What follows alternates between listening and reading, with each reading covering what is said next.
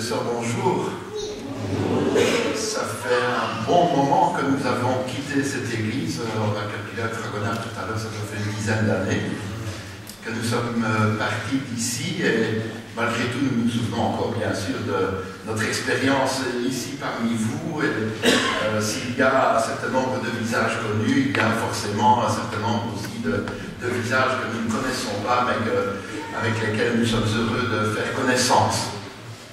Non seulement les visages ont changé, mais la disposition de la salle également, puisque lorsque nous avons quitté, il y avait encore des bancs qui venaient, je pense, d'un ancien cinéma, qui poussaient les uns et les autres à venir voir ce qui allait se passer, voir ce que l'orateur allait dire, et puis voilà, et puis maintenant, vous vous trouvez avec de nouveaux sièges plus mobiles et qui permettent certainement une vie d'église plus agréable. Vous savez, ce qui est difficile lorsqu'on doit présenter une méditation, c'est de choisir son sujet. De quoi va-t-on parler? Parce qu'au fond, dans une méditation, il y a plusieurs choses. Il faut choisir le sujet, après il faut le développer, il faut le présenter, et puis il y a ce que vous allez en faire après, qu'il ne faut pas oublier. Et lorsqu'on choisit un sujet, eh bien, ou on choisit un sujet politiquement, je dirais, correct, on va parler du péché, on est plutôt contre, ou on choisit un sujet qui interpelle davantage, en sachant que même lorsqu'on interpelle, en général, l'effet ne dure pas très longtemps. Mais toujours est-il que vous me pardonnerez ce matin de vous parler à cœur ouvert, parce que bon, vous êtes une église que nous continuons à porter dans notre cœur et dont nous souhaitons qu'elle puisse perdurer le plus longtemps possible. J'ai été interpellé dernièrement par la première question dans la Bible, la première question que l'Éternel a posée à l'être humain dès le moment où il a péché. Je pense que vous connaissez cette question. Elle se trouve dans le livre de la Genèse, au chapitre 3. Lorsque, après le récit du péché, le texte va nous dire que Dieu vient dans le jardin. Et Dieu va parler à Adam et Ève. Genèse au chapitre 3, à partir du verset 8, le texte nous dit « Alors ils entendirent la voix de l'Éternel Dieu qui parcourait le jardin vers le soir. Et l'homme et sa femme se cachèrent loin de la face de l'Éternel, au milieu des arbres du jardin. Mais l'Éternel Dieu appela l'homme et dit « Où es-tu » J'ai entendu ta voix dans le jardin et j'ai eu peur, parce que je suis nu et je me suis caché. Première question de Dieu à l'être humain. Où es-tu? Question simple. Adam et Ève s'étaient cachés et la réponse était pour eux tout simple. Coucou Seigneur, on est ici, on est derrière là. Or, c'est pas ça qu'il répond. Lorsque Dieu dit où es-tu, il répondit j'ai entendu ta voix dans le jardin et j'ai eu peur parce que je suis nu et je me suis caché. C'est-à-dire que, en fait, il donne une explication. Et donc, l'être humain a compris que derrière la question de Dieu, où es-tu, il y a une autre question. Et cette autre question, c'est où en es-tu? Qu'est-ce qui se passe avec toi? Oui, Seigneur, je te dois une explication. Si je suis là, c'est pas pour rien. Et donc, la question que Dieu va poser, c'est où es-tu et en même temps, où en es-tu? Où es-tu? Où en es-tu? Au fond, les deux sont liés. Parce que le « où es-tu » dit pourquoi on est là ou on n'est pas là. Être là dit quelque chose. Ne pas être là, ça dit quelque chose aussi. C'est ce qu'on appelle le langage non-verbal. Combien de fois dans mon ministère, j'ai entendu des enfants dire « mais finalement, j'ai l'impression que je ne compte pas beaucoup pour mes parents ». Et quand je disais, oui, mais bon, vous avez les iPods, iPad, je ne sais quoi, je ne connais pas tout ça, hein, vous avez tout ce que vous voulez, ils disent, oui, mais ils n'ont jamais de temps pour nous. Combien de fois des épouses se plaignent, non pas du confort dans lequel elles vivent, mais du fait que leur mari n'a pas de temps pour elles.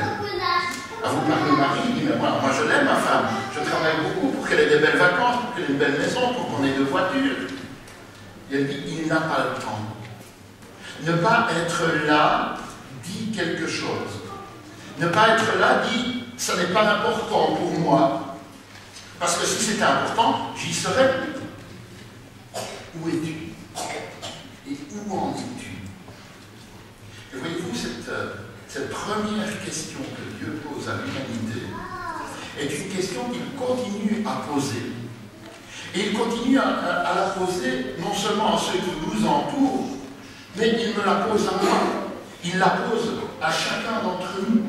Où es-tu? Où en es-tu dans ton expérience? Je ne sais pas depuis combien d'années vous êtes baptisé, depuis combien d'années vous êtes engagé dans l'Église. J'ai essayé de compter l'autre jour, je crois que j'en suis à peu près au demi-siècle. Et je fais du chemin pendant tout ce temps-là, au cours de toutes ces années. Ma foi a-t-elle mûri au même rythme que mon espérance de vie? Suis-je encore motivé pour mon Église? Suis-je encore motivé pour les activités qu'elle propose? C'est une question que le Seigneur me pose et qu'il pose à chacun d'entre nous. C'est une question aussi qui m'a interpellé en tant que président de ADRA. Parce que vous savez que je suis peut-être pensionné, merci pour toutes les questions tout à l'heure, j'y réponds déjà. ADRA remplit une bonne partie de mon temps. Et donc je ne m'ennuie pas en tant que retraité. Alors, je pense que la plupart d'entre nous ici, nous connaissons ADRA. Peut-être que nous ne savons pas ce qu'elle représente, mais nous savons que c'est une organisation importante dans notre Église. Alors, je rappelle peut-être pour ceux qui n'ont pas toutes les informations, que ADRA est une organisation non gouvernementale qui, de par son implantation, est la deuxième au monde, juste après Caritas Catholica. ADRA, c'est 30 millions de personnes aidées chaque année. ADRA, c'est seulement 7% des fonds récoltés qui vont pour les frais de fonctionnement. Allez voir Handicap International, c'est déjà 19%. Je ne parle pas de la Croix-Rouge et autres. Et en Belgique, notre bureau ADRA est ce que, dans le langage ADRA, on appelle un bureau donateur. C'est un bureau qui est chargé de rassembler des fonds pour soutenir des projets dans les pays en voie de développement, où là, il y a des bureaux ADRA qui sont des bureaux qui mettent en œuvre. ADRA soutient un certain nombre de projets de développement, c'est-à-dire des projets à moyen terme. ADRA se mobilise pour aider les personnes sur le plan de la sécurité alimentaire, de les aider à augmenter, par exemple, la rentabilité de leur récolte, tout en utilisant des méthodes écologiques, en développant des jardins potagers familiaux, en luttant contre la désertification par des systèmes d'irrigation et autres. ADRA va travailler au relèvement économique par des microcrédits, par des projets qui permettent à des groupes de personnes d'avoir des revenus. ADRA Belgique soutient des projets de santé primaire, fourniture de médicaments, de vitamines de base, mise en place d'accès à l'eau potable. ADRA soutient des projets d'éducation de base, aide à la construction, à l'équipement d'école, formation des enseignants, aide à la scolarisation, permettre à des enfants d'aller à l'école. Ce sont toutes sortes de projets que ADRA Belgique va soutenir. Sans parler encore de l'aide d'urgence, d'un soutien lorsqu'il y a un tremblement de terre quelque part, lorsqu'il y a un tsunami, lorsqu'il y a un typhon. ADRA intervient et ADRA Belgique a une partie de ces fonds qui est envoyée lorsqu'il y a une aide d'urgence qui est nécessaire dans l'un ou l'autre pays. Par exemple, dernièrement, ADRA Belgique s'est joint à une action internationale d'ADRA contre la fièvre Ebola. Une action de 360 000 $ pour agir en particulier au Libéria en prévention, en soins, mais aussi en suivi des familles des malades et des malades qui ont été soignés et qui peuvent retrouver une vie plus normale. Tout récemment, nous avons envoyé 5 000 € pour une action au Nigeria. Vous avez entendu parler du Nigeria, vous savez que Boko Haram y effectue notamment des razzias au niveau des jeunes filles. Mais non seulement cela, mais il crée vraiment une insécurité dans le pays qui fait que les gens n'osent même plus aller cultiver leur terre. Et il y a actuellement 3 millions de personnes qui sont menacées de famine dans le nord du Nigeria, uniquement à cause de l'action de Boko Haram. Et donc, ADRA a mis sur pied un programme alimentaire pour aider ces personnes qui risquent de mourir de faim. C'est dire que lorsque l'on parle de ADRA, c'est quand même une organisation qui représente quelque chose, non seulement au sein de notre Église, mais qui le représente pour un tas de personnes. Dans la plupart de ces programmes, l'Union européenne met des fonds également. Bon, vous savez que dans ce temps de restriction, si l'Union européenne met des fonds, c'est qu'elle sait que les choses se mettent en place et que les choses se font bien. Et je voudrais rappeler ce matin ces paroles de Jésus que nous connaissons bien dans Matthieu chapitre 25, parce que Jésus décrit le moment où il va revenir. Jésus dit ceci, Matthieu 25, à partir du verset 31. Lorsque le Fils de l'homme viendra dans sa gloire avec tous les anges, il s'assiera sur le trône de sa gloire. Toutes les nations seront assemblées devant lui. Il séparera les uns avec les autres, comme le berger sépare le brebis d'avec les boucs. Et il mettra les brebis à sa droite et les boucs à sa gauche. Et le roi dira à ceux qui sont à sa droite, venez, vous qui êtes les bénis de mon Père, prenez possession du royaume qui vous a été préparé dès la fondation du monde. Il ajoute, car j'ai eu faim, vous m'avez donné à manger. J'ai eu soif, vous m'avez donné à boire. J'étais étranger, vous m'avez recueilli. J'étais nu et vous m'avez vêtu. J'étais malade et vous m'avez visité. J'étais en prison et vous êtes venus vers moi. Lorsque ces gens s'étonnent en disant, le Seigneur, on ne t'a pas vu. Quand est-ce qu'on a fait tout cela? Jésus ajoute au verset 40, je vous le dis en vérité, toutes les fois que vous avez fait ces choses, à l'un c'est plus petit, mes frères, c'est à moi que vous les avez fait. Ce qui est remarquable ici, c'est que lorsque Jésus dit, voilà, lorsque je reviendrai, sur quelle base est-ce que je vais vous mettre du côté de ceux qui sont les sauvés, de ceux que j'emmènerai avec moi? Pas sur la base de questions théologiques, pas sur la base de la compréhension de la Trinité ou d'autres sujets, sur la base du concret que l'on a fait. J'étais nu, vous m'avez vécu, j'ai eu faim, vous m'avez donné à manger. Toutes les fois que vous avez fait ces choses-là, c'est plus petit, c'est à moi que vous l'avez fait. Alors il est clair que nous n'avons pas tous l'occasion d'aller à la rencontre de ces gens qui souffrent à ce point-là. Mais ADRA, justement, je dirais le prolongement de votre main et de votre cœur. Et donc, lorsque ADRA fait des appels, lorsque ADRA organise des activités, on peut s'attendre à ce que les uns et les autres se disent qu'il faut absolument qu'on nous soutienne. Parce que c'est ce que le Seigneur attend de nous. C'est là-dessus qu'il va voir si on est de son côté ou pas. Et dans ma grande naïveté, j'étais convaincu du soutien massif de notre Église par rapport à ADRA.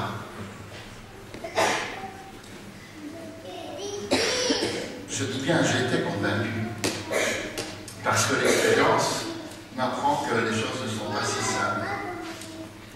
Un exemple.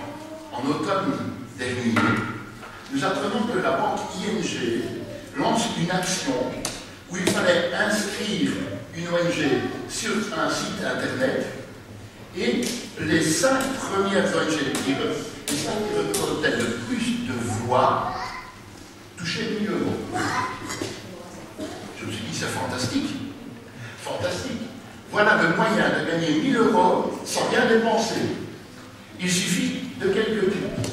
Il suffit d'aller sur le site, on vous dit votez pour l'ONG que vous soutenez, vous cliquez et c'est fait. Même moi, j'ai déjà arrivé à le faire.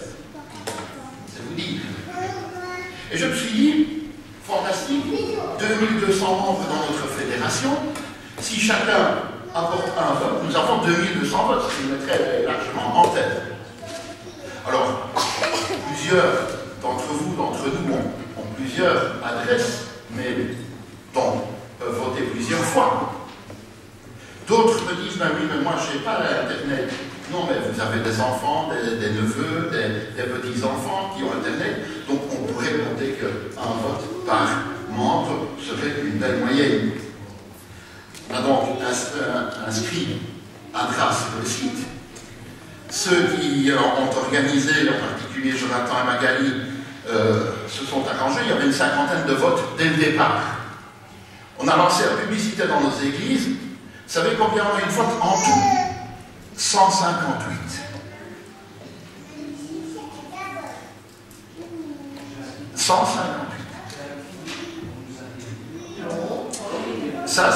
c'est un autre problème, parce qu'on a envoyé la publicité dans les églises. J'ai envoyé des petits papillons découpés pour donner à chacun des membres, et ainsi de suite. On s'est démené. Là, il faudra... Ça, c'est un autre problème. Ça fait partie de l'ensemble. Ça fait partie de l'ensemble. C'est vrai. Mais voilà. Quand j'ai vu le résultat, c'est stupéfiant. Maintenant, stupéfiant n'est pas le bon mot, parce que stupéfiant, en général, un stupéfiant, ça donne un coup de fouet, ça donne de l'euphorie. Ici, ce serait plutôt l'opium. Hein. Vous savez, les fumeurs d'opium qui dorment toute la journée. Mais un autre exemple. Sujet d'étonnement pour moi. Vous vous souvenez qu'ADRA a organisé ici une soirée le 22 novembre. Au moins, nous l'avons entendu parler, je pense. L'objectif était double. Soutenir un projet d'ADRA au Burundi, un projet de mise en place de biodigesteurs. Deuxième objectif, soutenir un jeune couple de votre église, actif dans votre communauté, qui vont partir pendant un an pour soutenir ADRA dans le monde et qui se démènent pour leur projet. Occasion de les soutenir. Formidable. J'imaginais que le soir venu, cette salle serait pleine, encore plus qu'aujourd'hui, parce que les uns et les autres allaient amener des amis et des connaissances. Quelle ne fut pas ma surprise, en entrant dans cette salle, de compter le nombre d'entre vous sur les doigts de mes deux mains. Ça suffisait. Où étais-tu ce soir-là, quand il s'agissait de se bouger un peu? Où en es-tu? Est-ce que c'est ça la vraie question? Et vous imaginez, c'est Jésus qui m'a soufflé la réponse. J'ai acheté 5 paires de bœufs, je dois aller les essayer. J'ai acheté un champ et je dois aller le voir. Je viens de me marier. Et puisque les invités ne sont pas là, bien, Jésus dit remplissons la salle autrement. Mais vous, c'est Jacques qui écrit dans son épître « La foi sans les œuvres est une foi morte ». Et ceci me rappelle cet épisode de l'Évangile selon Marc au chapitre 11, les versets 15 à 17. Texte que je ne vais pas développer en détail, j'ai eu l'occasion de le faire, mais il y a déjà bien longtemps. Marc au chapitre 11, versets 15 à 17. C'est le récit où on nous présente Jésus qui arrive à Jérusalem et Jésus entra dans le temple. Il se mit à chasser ceux qui vendaient et qui achetaient dans le temple. Il renversa les tables des changeurs, les sièges des vendeurs de pigeons. Il ne laissait personne transporter aucun objet à travers le temple. Il enseignait et disait « N'est-il pas écrit, ma maison sera appelée une maison de prière pour tous les peuples? Mais vous en avez fait une caverne de voleurs. » Remarquez que ce n'est pas un coup de colère de Jésus ici. Si vous regardez un petit peu plus haut, vous verrez que la veille, Jésus était entré dans le temple, il avait tout regardé, et il revient le lendemain pour chasser les vendeurs du temple, entre guillemets, mais en fait pour poser un geste qui est un signe pour tous ceux qui sont là.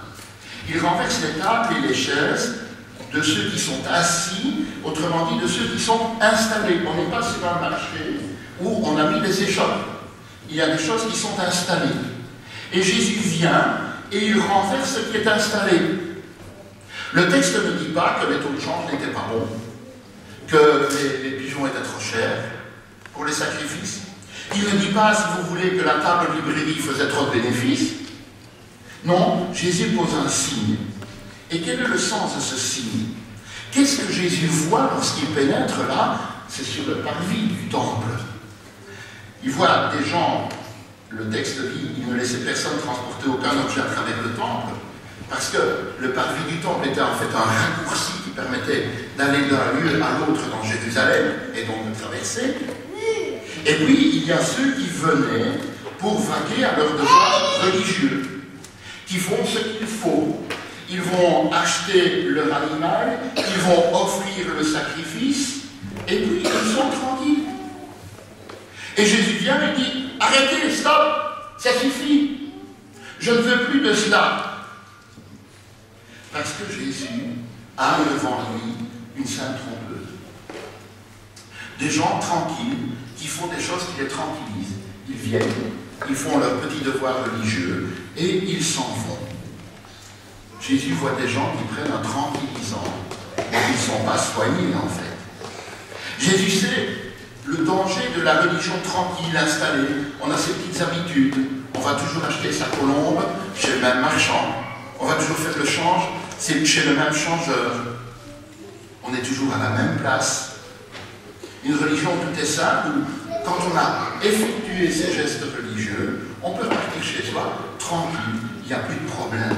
Et on peut recommencer. Vous me direz, oui, mais Jésus a parlé d'une caverne de voleurs. Donc ça semble dire qu'il y a du vol quelque part. C'est une manière de voir. Mais il ne faut pas oublier que Jésus cite en fait un texte de Jérémie. Et je vous invite à le prendre avec moi au chapitre, Jérémie chapitre 7, versets 8 à 11. Jérémie 7, versets 8 à 11. Jérémie dit de la part du Seigneur, mais voici, vous vous livrez à des espérances trompeuses qui ne servent à rien. Quoi? Dérober, tuer, commettre des adultères, jurer faussement, offrir de l'encens à Baal, aller après d'autres dieux que vous ne connaissez pas, et puis vous venez vous présenter devant moi, dans cette maison sur laquelle mon nom est invoqué, et vous dites, nous sommes délivrés. Et c'est afin de commettre toutes ces abominations. Est-elle à vos yeux une caverne de voleurs, cette maison sur laquelle mon nom est invoqué? Voilà le contexte. C'est-à-dire, Dieu dit, mais pendant toute la semaine ou tout le mois, que sais-je, vous faites n'importe quoi. Et puis vous venez au temple, vous faites vos gestes religieux et vous dites, nous sommes délivrés, on peut repartir et on recommence. Et alors Jérémie va dire, mais cette maison est alors comme une caverne de voleurs. Vous savez, la caverne d'Ali Baba, où on ne peut pas entrer. Quand on est dedans, on est tranquille. Voilà le sens.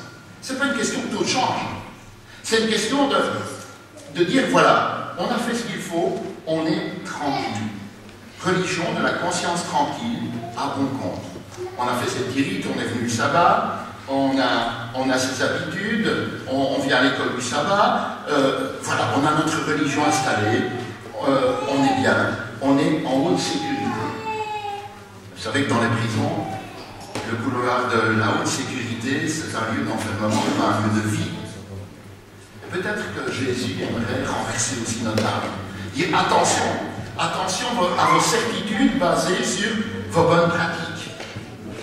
Peut-être que Jésus veut nous inviter à ne pas nous endormir par des habitudes religieuses, par une présence plus ou moins régulière, mais qu'il veut nous secouer. Oui, l'Église est un lieu de service. Il y a les services de l'Église, et puis il y a l'Église au service. Et ce que le Seigneur voudrait, c'est non pas une Église qui offre des services, où on vient au service de l'Église, c'est-à-dire au culte, mais une Église qui soit au service. Et ça, c'est pas aussi simple. Il y a quelque temps, nous assistions à une fête d'église où on m'avait demandé de présenter Adra, et puis quel ne fut pas mon étonnement à la fin de cette fête de voir que les uns et les autres des membres sont gentiment partis, et puis ce sont les invités qui balayaient la salle et qui la remettaient en ordre. L'église au service.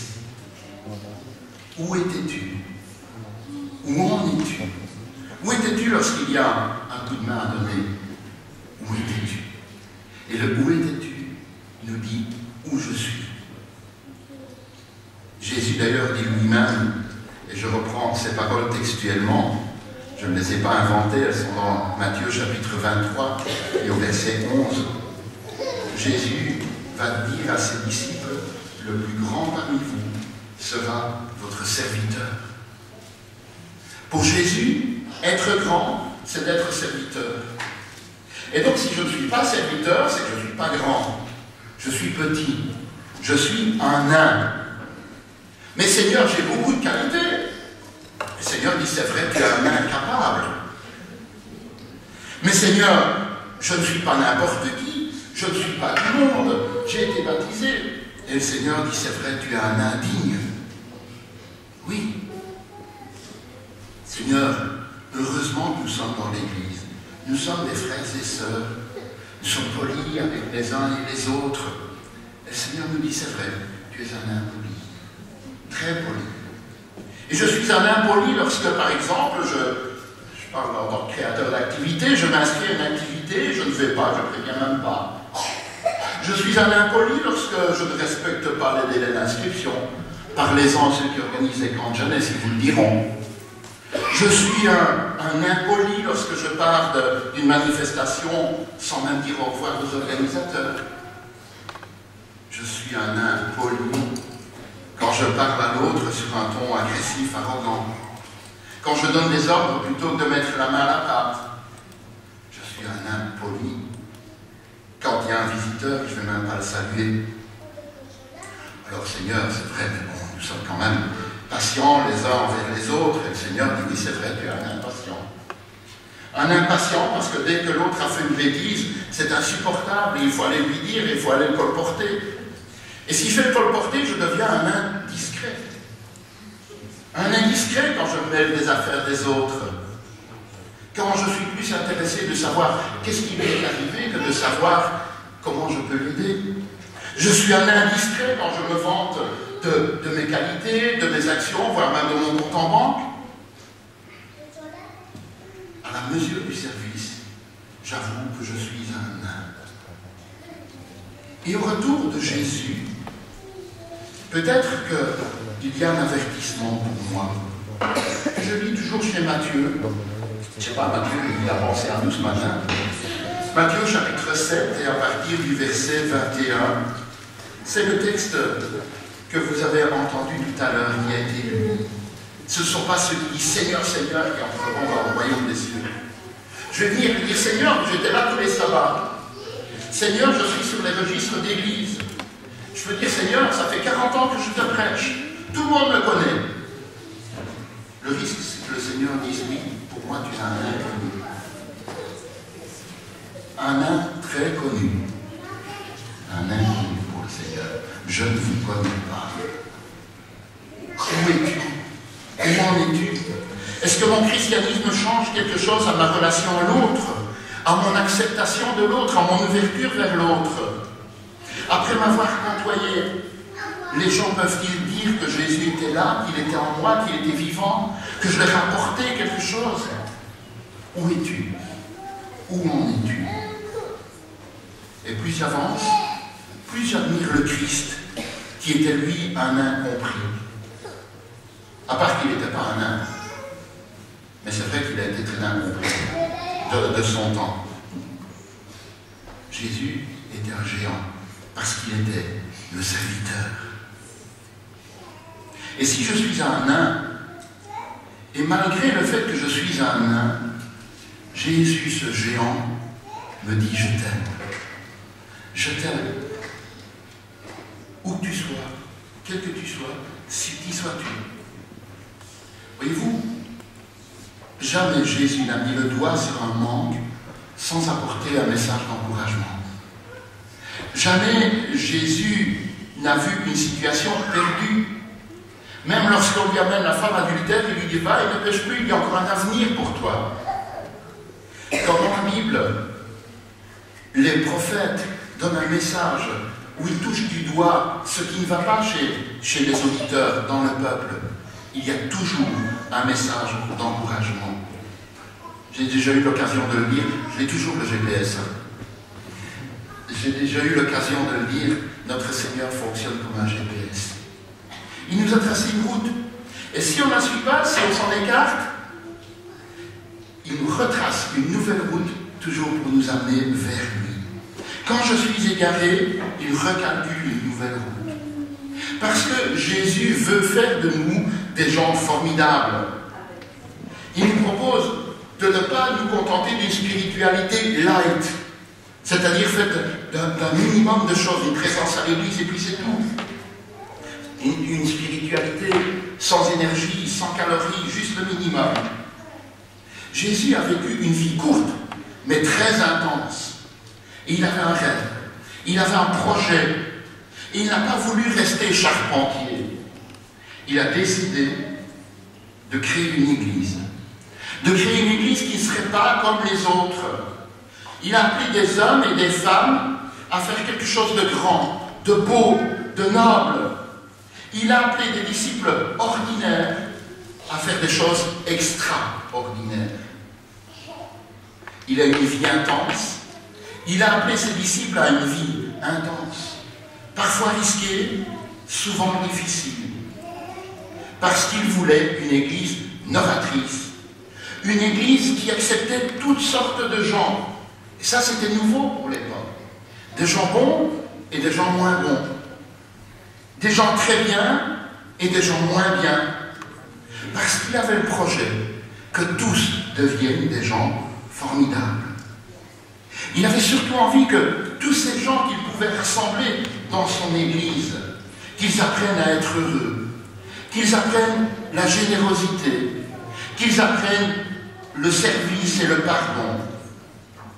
Et si nous sommes ici ce matin, c'est parce que des générations ont transmis inlassablement les unes après les autres ce message du Christ, cet appel du Christ, cette vision du Christ, d'une église, qui soit une église où on est bien, où on est heureux, où on est au service, où on est généreux les uns avec les autres. Et voilà le défi que le Seigneur nous lance aujourd'hui. Le défi de lui consacrer notre vie. Le défi d'être véritablement ses disciples, de nous laisser guider par lui et de nous laisser guider par son exemple de service. Le défi de le suivre sans chercher l'extraordinaire comme un but en soi, mais d'être au service. Le Seigneur veut faire de nous des hommes et des femmes accomplis. Des hommes et des femmes grands par le service qu'ils offrent autour d'eux. Des hommes et des femmes dont il pourra être fier. Et si nous sommes des nains, lui va nous aider à grandir. Lui va nous aider à nous développer. Lui va nous aider à voir ce que nous pouvons faire pour être au service, non seulement les uns des autres, mais au service de toutes les personnes qui nous entourent. Et si nous nous sentons incapables de le faire, il nous a dit, je suis avec vous tous les jours, jusqu'à la fin du monde. Ce que nous ne pouvons pas faire, lui le fera en nous et avec nous, à condition que nous puissions dire, Seigneur, me voici, envoie-moi. Amen.